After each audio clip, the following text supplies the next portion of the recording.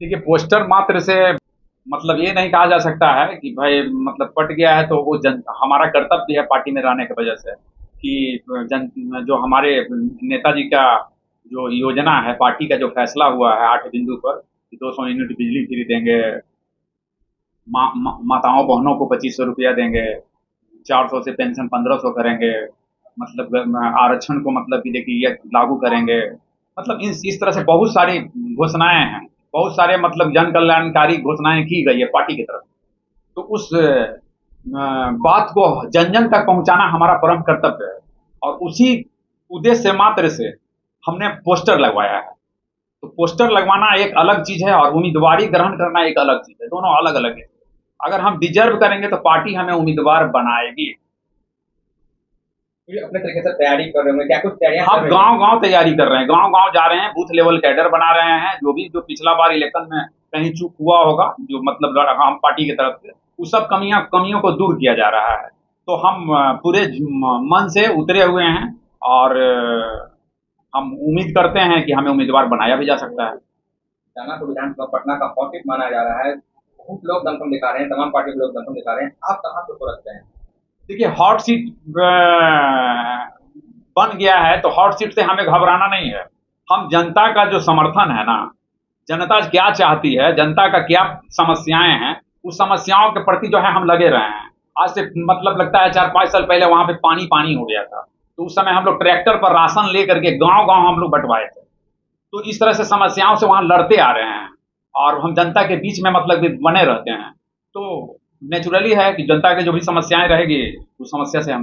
आज भी दानापुर विधानसभा में कुछ क्षेत्र ऐसा है जहाँ बरसात में नाव चलाना पड़ता है, तो उन समस्याओं को कैसे दूर करेंगे? देखिए, उस समस्याओं प्राकृतिक समस्या है, तो प्राकृतिक समस्याएं जो आएगा तो उसमें हम लोगों का कम चलता है प्राकृतिक घटनाओं में।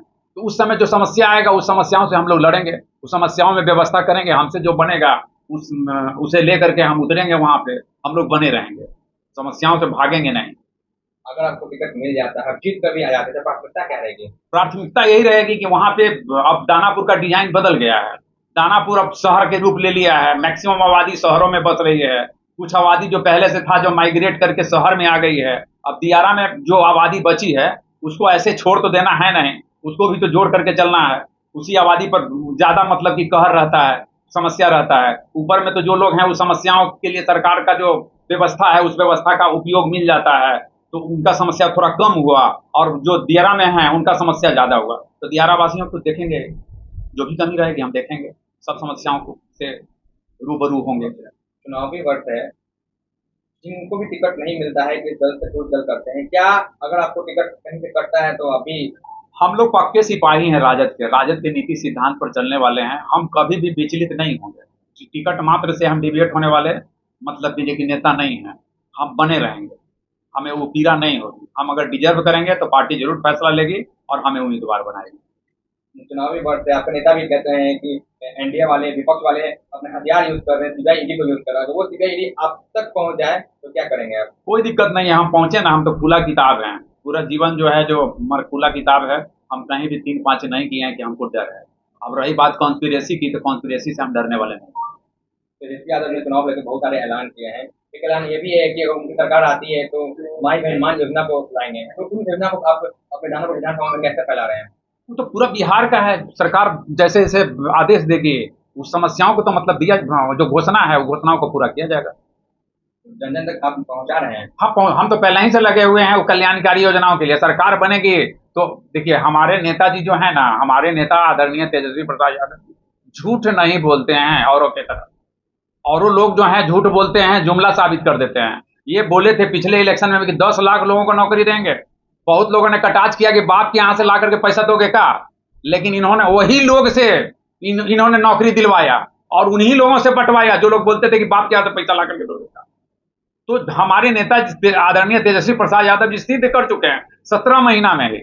इसलिए जनता के जनमानस में वो बैठे हुए हैं, और कहीं कोई दिया नहीं है। कोई जनता जो है जो हर्षित है, उत्साहित है। जनता उम्मीद की नजर से देख रही है हमारे नेता आदरणीय तेजस्वी प्रसाद यादव जी को, और तेजस्वी जी खड़ा उतरेंगे 2025 के इलेक्शन में। लोजपा के राष्ट्रीय अध्यक्ष चिराग पासवान कल बहुजन समागम संकल्प रैली करते हैं, तो उसमें बहुजनों की बात करते हैं, कहते हैं कि बहुजनों के हक की बात करेंगे, क्या आरजेडी कहाँ है इसमें?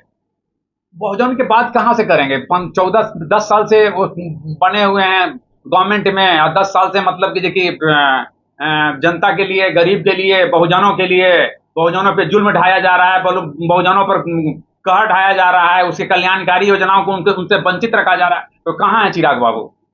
चिराग जी हवाई नेता हैं, वो हवा में उड़ रहे हैं।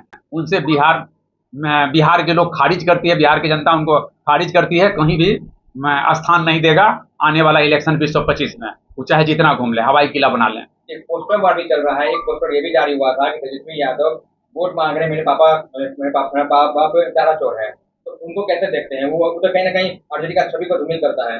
देखिए, अब तो भाई फैशन हो गया है कि उसको चोरी में फंसा दो, उसको चोरी में से निकाल दो।